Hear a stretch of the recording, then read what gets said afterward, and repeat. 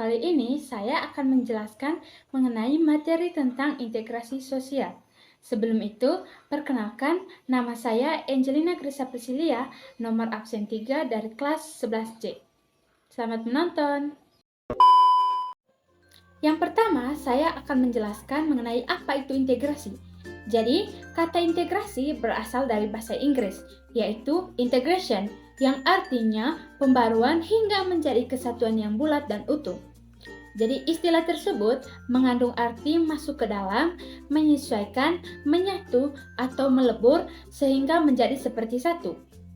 Dan dalam kamus sosiologi, integrasi sosial itu merupakan proses penyesuaian di antara unsur-unsur yang berbeda-beda sehingga membentuk suatu kesatuan masyarakat yang serasi. Jadi ada beberapa ahli yang mendefinisikan mengenai integrasi sosial. Di antaranya yang pertama itu ada Surjono Sukanto. Jadi Surjono Sukanto mendefinisikan integrasi sosial itu sebagai suatu proses sosial individu atau kelompok untuk berusaha memenuhi tujuan dengan melawan saingan atau lawannya yang disertai dengan ancaman atau kekerasan. Lalu yang kedua itu Button. Jadi Button mendefinisikan integrasi sosial sebagai suatu pola hubungan yang mengakui adanya suatu perbedaan ras dalam masyarakat, tetapi tidak memberikan suatu fungsi penting pada perbedaan dalam ras tersebut. Yang ketiga ada Gillen.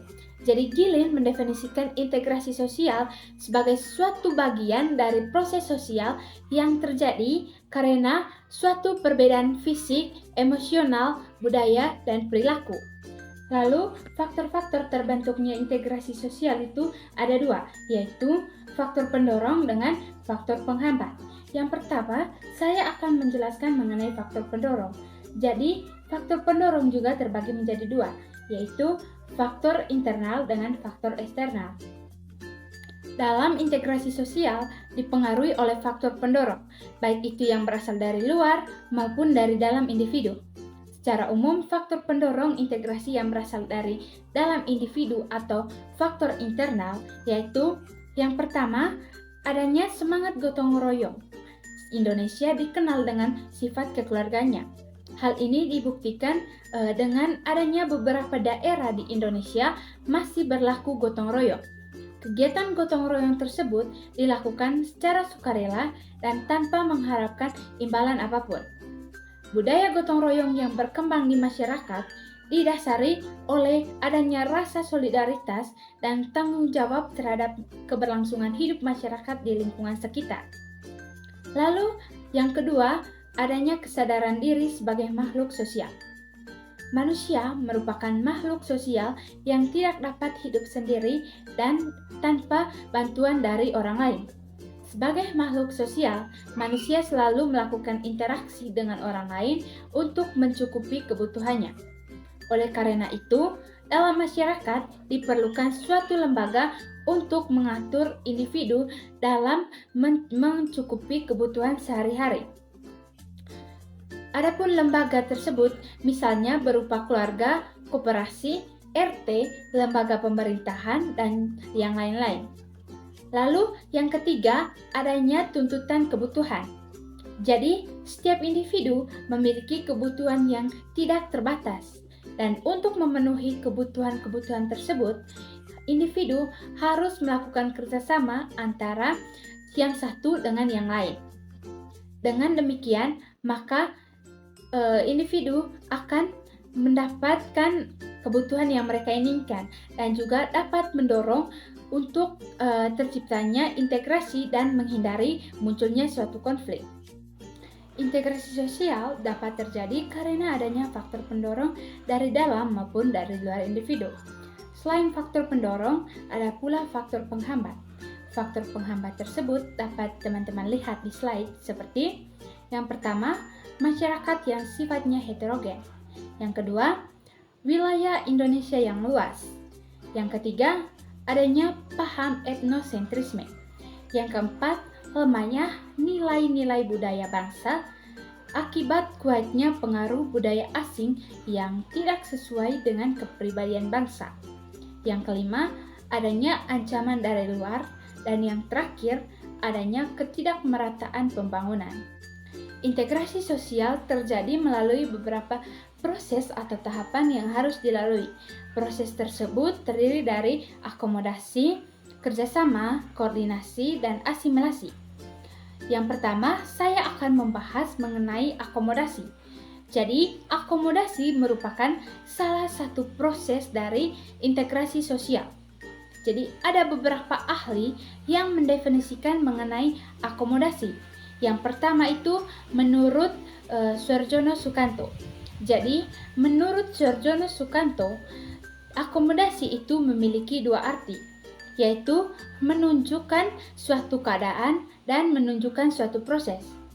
Akomodasi yang menunjukkan pada suatu keadaan berarti adanya keseimbangan dalam interaksi antara individu atau kelompok sosial yang berkaitan dengan nilai dan norma sosial yang berlaku di masyarakat.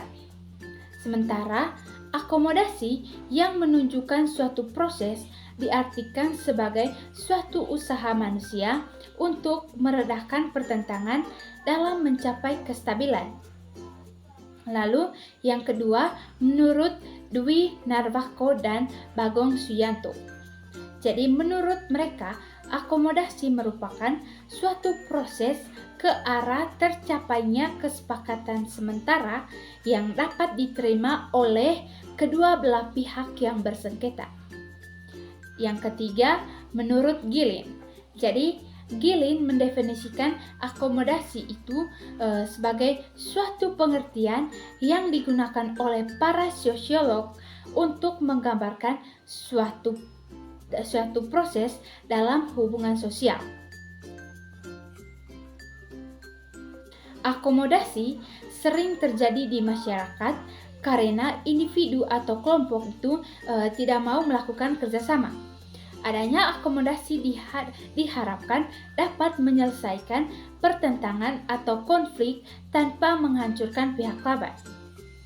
Akomodasi tersebut akan meredahkan konflik dan menggantikan proses sosial yang sifatnya disosiatif dengan interaksi yang lebih bersifat damai. Menurut Haryanto, beberapa tujuan dari akomodasi itu, yang pertama, untuk mengurangi pertentangan yang terjadi dalam individu maupun kelompok. Yang kedua, sebagai tempat untuk meleburkan antara kelompok-kelompok yang terpisahkan. Yang ketiga, digunakan untuk meningkatkan kerjasama antara individu maupun kelompok. Yang keempat, untuk mencegah munculnya pertentangan dalam masyarakat.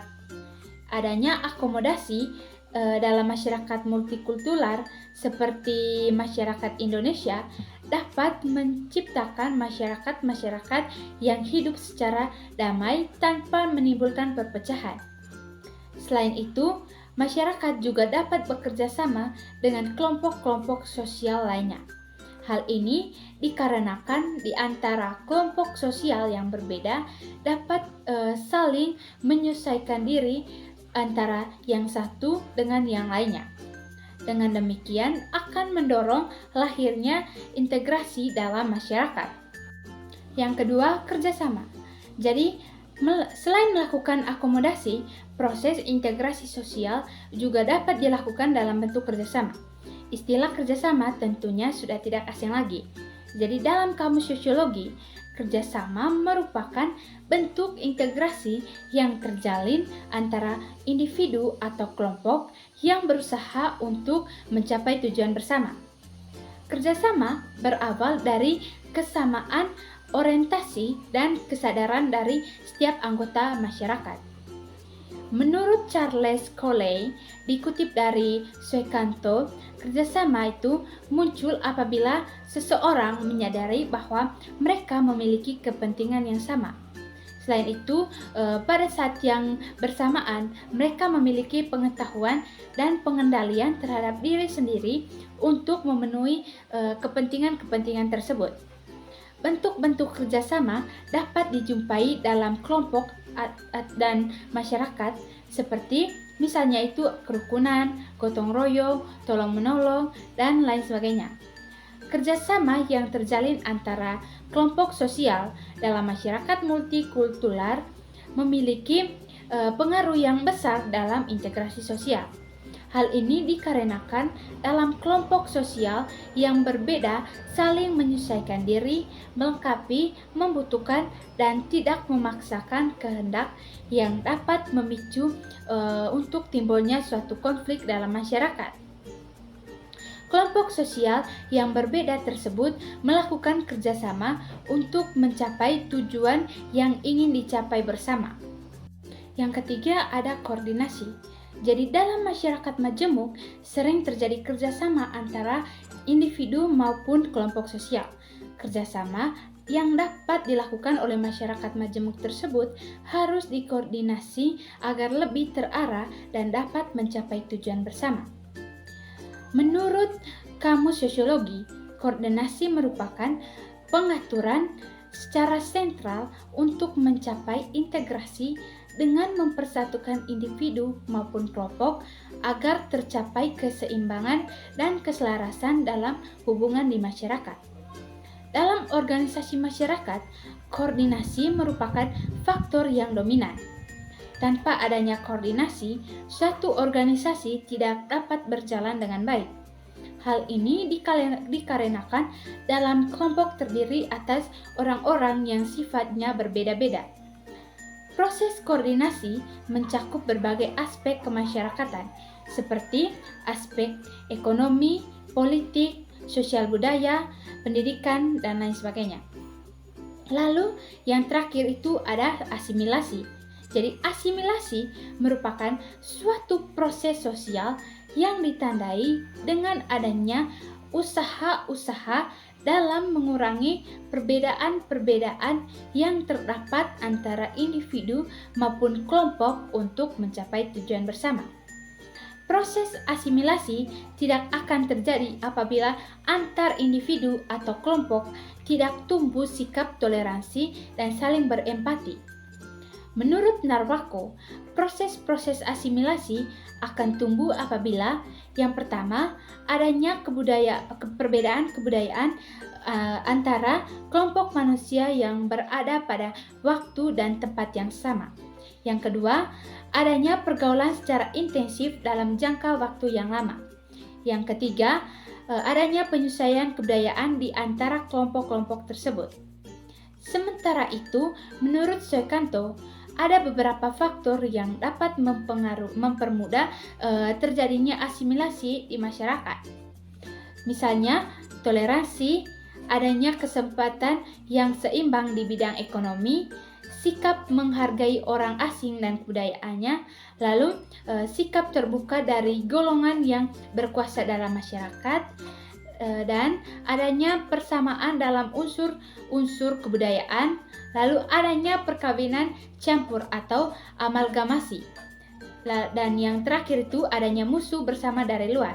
Selain adanya faktor yang mendorong asimilasi, ada pula faktor yang dapat menghambat terjadinya asimilasi.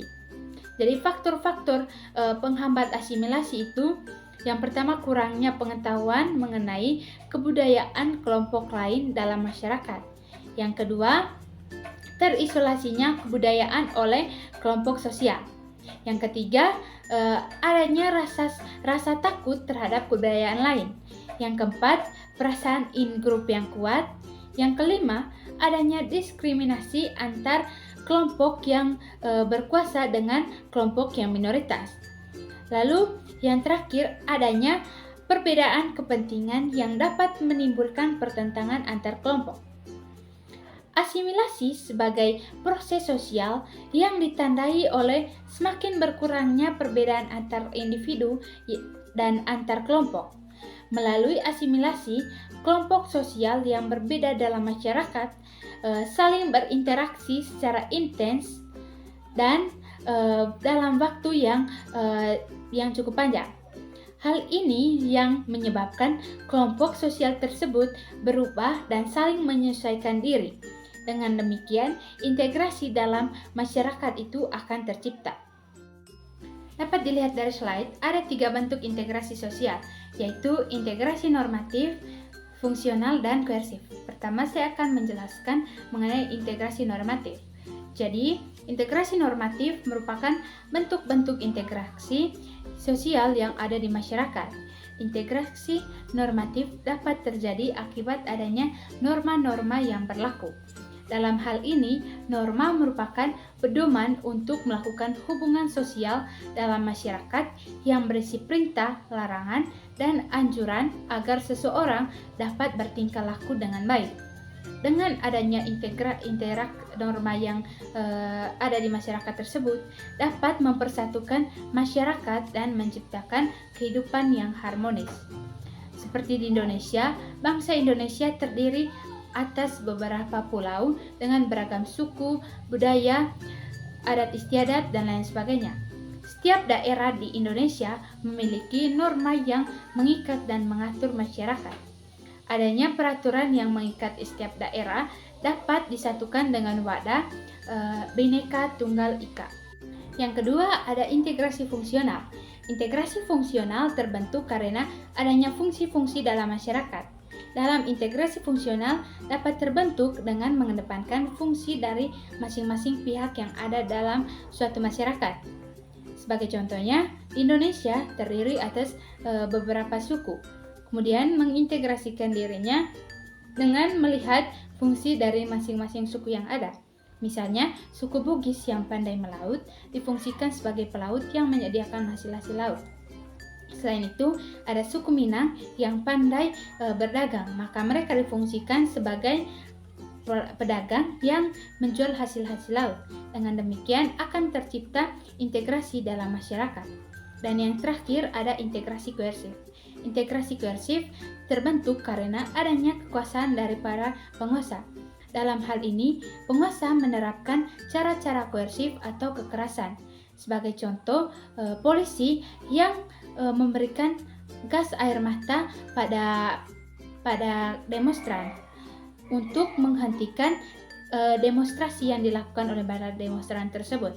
Hal ini merupakan integrasi koersif yang dilakukan oleh para polisi dengan memberikan gas air mata untuk membubarkan para demonstran. Hal ini dilakukan oleh polisi karena mereka mengalami kesulitan untuk membubarkan para demonstran.